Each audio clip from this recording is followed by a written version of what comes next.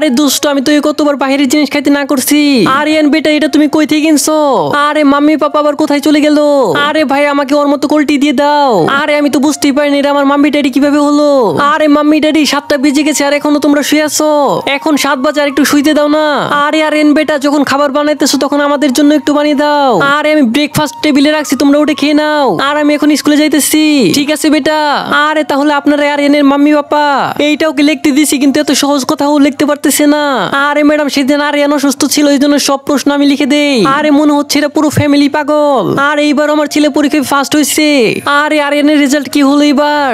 আরে আমাদের আরিয়ান সেকেন্ড হয়েছে, জাস্ট 1 নম্বরের জন্য ফার্স্ট হলো না, না হইলে ফার্স্ট হইতো। আরে মাম্মি ড্যাডি আমার জন্য আপনারা অপমান হইলেন। আর এখানে অপমান হওয়ার কি আছে? তুমি তোমার দিক থেকে অনেক কষ্ট করছো। বন্ধুরা ভাবো একটি নদীতে একপাশে তোমার মা ডুবতেছে একপাশে টাকা ডুবতেছে, তাহলে তুমি কাকে বাঁচাবে? যারা মাকে বাঁচাবে তারা এই ভিডিওতে লাইক করে চ্যানেলটিকে সাবস্ক্রাইব করে দিবে। চলো আমরা এখন জুনিয়র পার্কে যাই। ঠিক আছে পাপা।